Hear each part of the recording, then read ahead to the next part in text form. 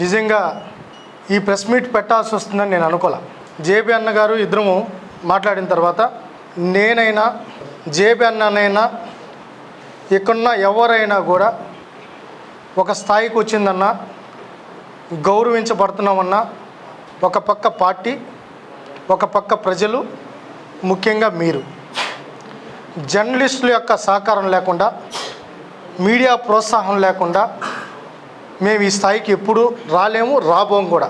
ఒకవేళ ఆయన మిడిగుడ్లు వేసుకొని చూసి ఆయన ఏమన్నా నేను దైవాంశ సంభూతుల్లాగా తిరుపతిలో ఫీల్ అయితే మేమేం చేయలేం. కానీ మీరు లేకుండా మేము లేవు, మీరు లేకుండా మేము లేవు. జర్నలిస్టులకి ఏదో చేయాలని కూటమి ప్రభుత్వం మేము కష్టకాలంలో ఉన్నప్పుడు, ఈ పార్టీ కష్టకాలంలో ఉన్నప్పుడు, చంద్రబాబు నాయుడు గారిని ఇబ్బంది పెడుతున్నప్పుడు, లోకేష్ గారు పాదయాత్ర చేపడుతున్నప్పుడు, జేబీ అన్న గారి మీద కేసులు పెట్టినా, మురళన్న గారి మీద కేసులు పెట్టినా, రవినాయుడు మీద కేసులు పెట్టినా, ఎవరి మీద కేసులు పెట్టినా, ఏం చేసినా, మమ్మల్ని ఇబ్బంది పెట్టినా, హౌస్ అరెస్టులు చేసినా, జైలుకు తీసుకెళ్ళినా, జైల్లో పెట్టినా మీరు మాకు అండగా నిలబడ్డారు. ప్రతి ఒక్కరికి రుణం తీర్చుకునే అవకాశం వచ్చినప్పుడు రుణం తీర్చుకునేదానికి ముందుకు వస్తాం.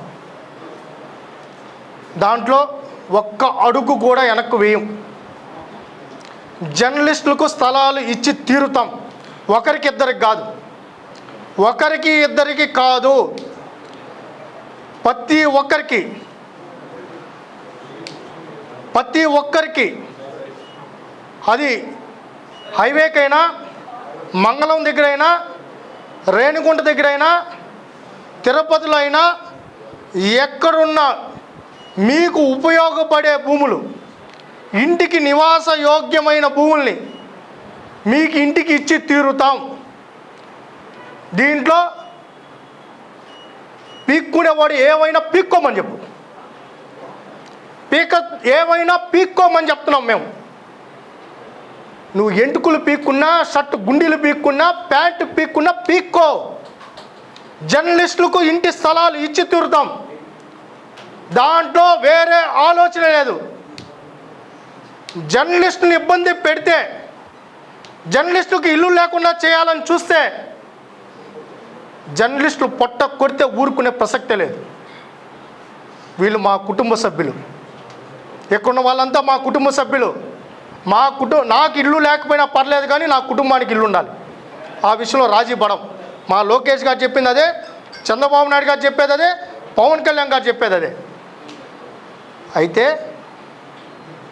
మీకేదన్నా అనుమానాలు ఉంటే గౌరవమైన వ్యక్తులు సాక్షి నుంచి కూడా ఒకరిని పెట్టచ్చు మెంబర్గా. ఇప్పుడు నాకు స్టూడెంట్ డేస్ నుంచి చూస్తున్నా నాగరాజ్ సార్, అలాంటి వాళ్ళు డిగ్నిఫైడ్ పర్సన్స్ ఇక్కడ ఉన్నారు, పెట్టండి. సాక్షి జర్నలిస్టులు పెట్టండి, ఇక్కడ ఉన్నారు, వర్మ సార్ ఉన్నారు, అందరూ ఉన్నారు, పెట్టండి. మాకేం ఇబ్బంది లేదే. ఏదో ఒక అపాండం వేయాలని, ఏదో ఒక రాజకీయం చేయాలని నేను చెప్తున్నా. ఎక్కడున్న జర్నలిస్టులకు కానీ, కార్తీక్ అన్నకు కావచ్చు, రాజు సార్కి కావచ్చు, అందరికీ చెప్తున్నాం, మీరు రండి, మీలో మేము ఒకరం. మా పార్టీ మీ పార్టీ, ఇది ప్రజా పార్టీ. మీ దగ్గర మీ ఓట్లతో గెలిచిన కూటమి ప్రభుత్వం ఇది. ఈడ ఒకరు ఎక్కువ ఒకరు తక్కువలా. కష్టకాలంలో మీరు మాకు అండగా నిలబడ్డారు. రుణం తీర్చుకునే టైం వస్తే రుణం తీర్చుకుంటాం. ఎవరు అడ్డు పెట్టినా జేసీబీలతో తొక్కించుకొని వెళ్తాం. మొహమాటలే, మీరే చెప్తారు కదా, తొక్కించుకొని వెళ్తున్నారని, తొక్కించుకొని వెళ్తాం. మీరు రౌడీలు అంటున్నారు. ఒకరిని నాకేమో పేట రౌడీ అని పెట్టారు, ఇంకొకరికి మా అన్నకేమో ఆకు రౌడీ. నిజంగా అభినయ్ రెడ్డికి, గంజాయి రెడ్డికి కృతజ్ఞతలు చెప్తున్నాం. నిజంగా కృతజ్ఞతలు చెప్పాలి. నిజంగా మొన్నటి వరకు ఈ కరుణాకర్ రెడ్డిని ఎదిరించే వాళ్ళు లేరు అనుకుంటా ఉన్నారు. నేను తిరుపతి నన్ను చూస్తే ఊడికిపోతుంది అనుకుంటా ఉన్నాడు ఆయన. ఆ భ్రమలో ఉన్నాడు. బొమ్మన కుటుంబం తిరుపతి అడ్డా అనుకుంటా ఉన్నారు. అలాంటి వాళ్ళు భయపడి వస్తున్నారు. ఇప్పుడు నిద్ర లేవంట అక్కడ. జేబీ శ్రీనివాస్ రవినాయుడు, జేబీ శ్రీనివాస్ రవినాయుడు, పడుకున్నా లేచినా. ఈ ప్రెస్ మీట్ తర్వాత ఇంకో వారం రోజులు రోజు పెడతారు, బ్రహ్మాండంగా పెట్టండి, మాకు కూడా పబ్లిసిటీ కావాలి. మాకు ఒక 50 కోట్లు పబ్లిసిటీ ఇచ్చారు. నిజంగానే 50 కోట్లు జేబీ అన్నకి నాకు ఖర్చు లేకుండా పోయింది. ఇంకేం అవసరం, సందుకు చెప్పారు. అవును, రౌడీలమే, అరాచకవాదులకి, ఉన్మాదులకి, కబ్జా కోరులకి, మహిళలను ఇబ్బంది పెట్టే వాళ్ళకి, గంజాయి అక్రమ రవాణా చేసే వాళ్ళకి, యువతను ఇబ్బంది పెట్టే వాళ్ళకి, యువతను పెరదారి పట్టించే వాళ్ళకి రౌడీలమే. రావణుడు చెప్పిన రాముడు రౌడీ అయితే నేను రౌడీనే, జేబెన్న రౌడీయే. కంసుడు చెప్పిన కృష్ణుడు స్వామి రౌడీ అయితే మేము రౌడీలమే. ధర్మ పరిరక్షణ కోసం తిరుపతిలో మిమ్మల్ని శాశ్వతంగా తరిమి కొట్టడంలో మేము రౌడీ అవతారం ఎత్తే అవుతాం, రౌడీలు అవుతాం. ఎవడు చెప్పుకుంటా చెప్పుకోవయ్యా, ఎవడు చెప్పుకుంటా చెప్పుకో, ఐ డోంట్ కేర్. 62,000తో నిన్ను ఈ చెంప ఆ చెంప పెట్టి పల కొడితే కబ్జాల గురించి నువ్వు మాట్లాడతావా? నువ్వు నీ క్లాస్మేట్స్, ఒకరికేమో పోలీస్ స్టేషన్లు, ఒకరికేమో కొండ, వాడికేమో రెవెన్యూ, వాడికేమో మున్సిపాలిటీ. అప్పనంగా ఎవడబ్బో సొత్తుని ఇచ్చావు?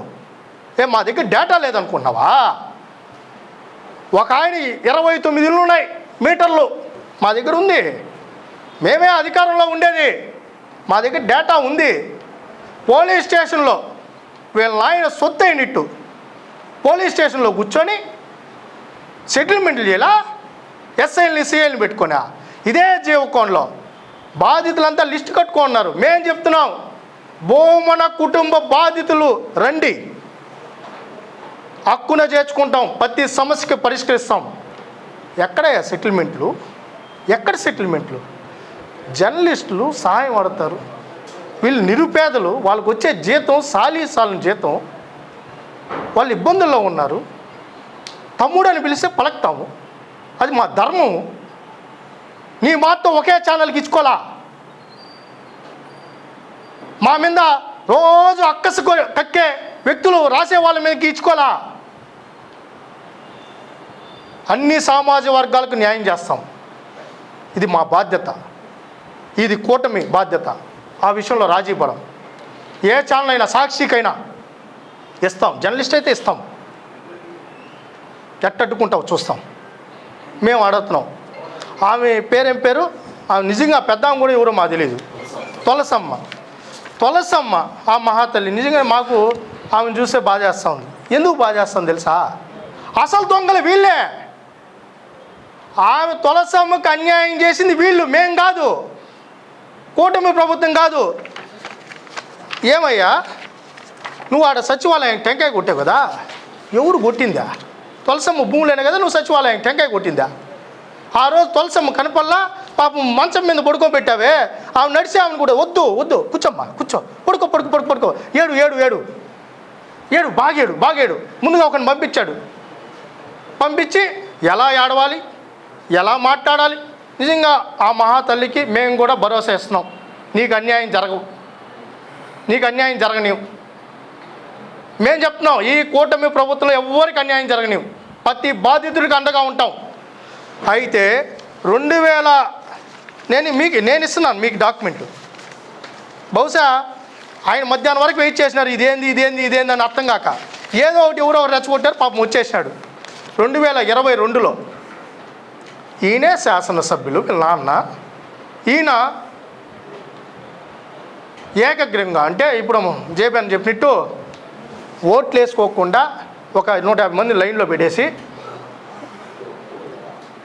నామినేషన్ అయిన కార్పొరేటరు, ఆ కార్పొరేటరు ఎవరైతే ఉన్నారో ఆ డిప్యూటీ మేయర్ ఎవరైతే ఉన్నారో మాజీ 2022లో ఏమిచ్చారయ్యా? ఇది ప్రభుత్వ భూమిని మున్సిపల్, రెవెన్యూ, ఎంఆర్ఓ మీరు చూడండి, నేను చెప్పేది కాదు, ఇక్కడే ఉంది డాక్యుమెంట్, కోర్టుకి ఇచ్చింది, స్టాండింగ్ కౌన్సిల్ ఇచ్చింది ఇది.